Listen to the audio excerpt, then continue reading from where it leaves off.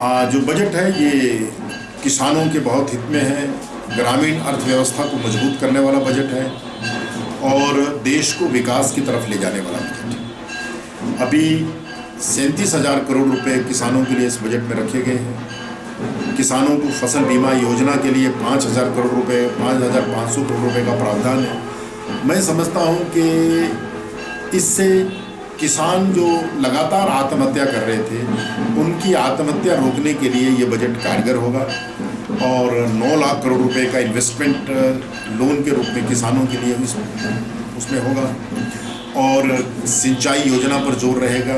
19,000 करोड़ रुपए प्रधानमंत्री सड़क योजना के लिए आवंटित हुआ है। ये सारा जो मामला है ये ग्रामीण अर्थव्यवस्था को मजबूत करेंगे, जहाँ से रोजगार उपलब्ध होता है।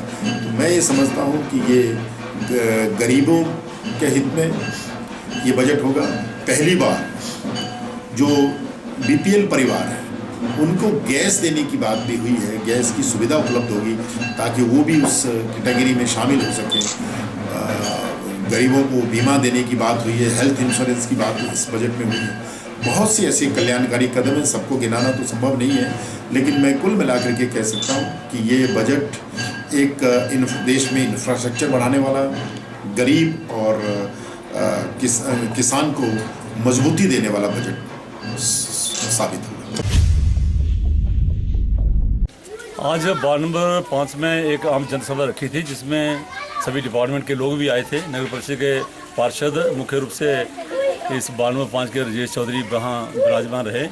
अध्यक्षा उपाध्यक्ष समेत कई लोगों ने इसमें हिस्सा लिया और उन्होंने अपनी अपनी समस्या बताई। उसमें कुछ समस्याओं का जो है वो निराकरण जो कर दिया गया।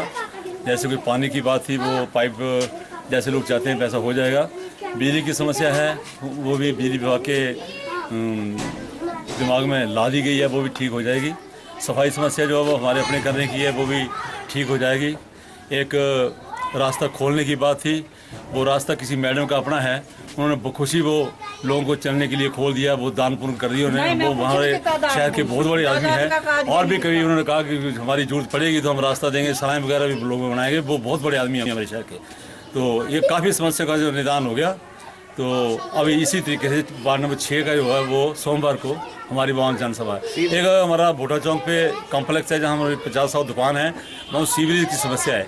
तो ये साहब को हमने वहाँ बुलाया है, पार्षदगण और अध्यक्षा हमारे साथ हैं, वो भी हम मौका देंगे और उसका भी निराकरण जल्दी करेंगे क्योंकि वहाँ पर सीवरेज की पाइप कनेक्शन जो है वो नहीं हुआ है, वो हम बड़ी जल्दी करने वाले हैं। वार्ड नंबर 5 में सीवरेज समस्या का काफ़ी निदान हो गया है, लेकिन अभी वहाँ पर सीवरेज की समस्या स्टैंड कर रही है। जहाँ पर कुछ लोगों की ज़मीन है वो वहाँ पे पाइप नहीं गुजरने देते हैं, या किसी का मकान इतना नीचा है और हमारा कनेक्शन ऊपर है, तो वहाँ पर भी जो वो निदान नहीं हो सका है। उसके लिए विभाग है, IPH भी सतर्क है और नगर परिषद भी सतर्क है। जल्दी ही जल्दी हम उन सारी चीज़ों का जो समाधान जो करने वाले हैं।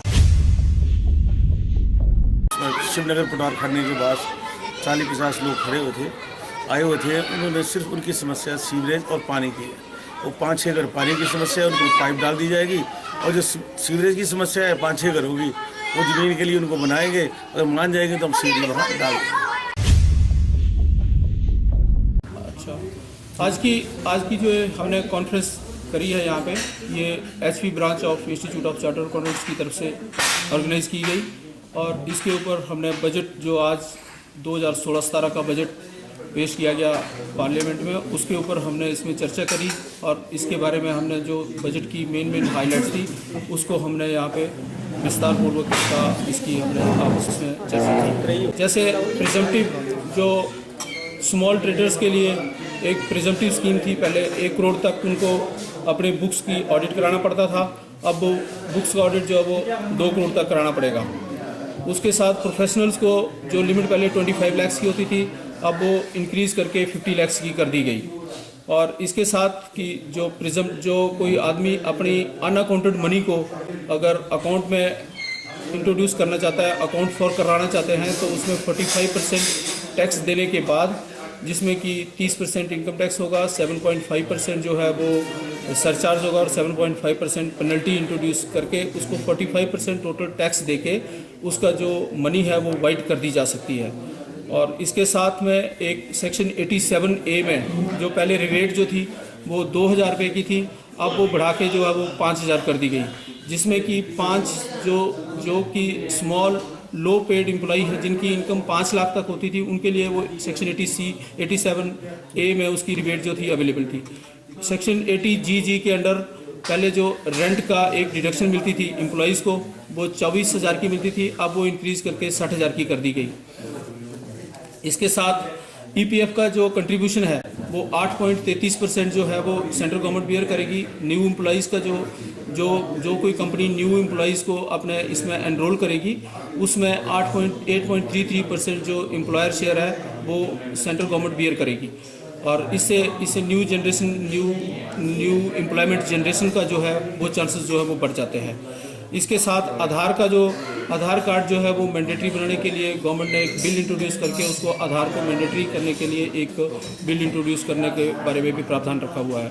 10 लाख तक की जो डिस्प्यूटेड इनकम टैक्स किसी का रहता था, जैसे हम अपील में जाते थे, कहीं जाते थे, तो उसमें हमारे को 10 लाख तक जो है वो उसमें कोई पेनल्टी जो है वो इंट्रोड्यूस नहीं की जाएगी।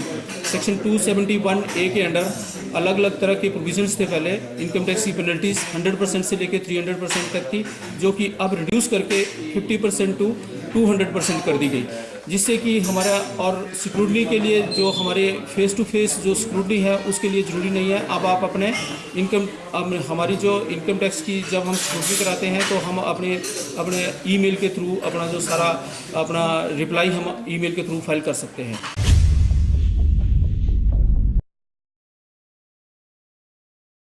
ये जो मौसम गर्मी का आने वाला है, जो पीलिया के केसेस ज़्यादा हो रहे हैं, तो इसका जो पीलिया का केस जो फैलने का, इसमें 2 तरह के होते हैं। एक तो हमारे मेडिकल कॉज से होते हैं, सर्जिकल कॉज से होते हैं, जैसे तो वो तो अलग होते हैं, लेकिन जो पानी से फैलने वाले होते हैं इसमें देखा गया कि जो टेस्ट जितने किए गए हैं लेबोरेटरी में, उसमें हमारा एक वायरस होता जो है, वायरस A होता है और वायरस E।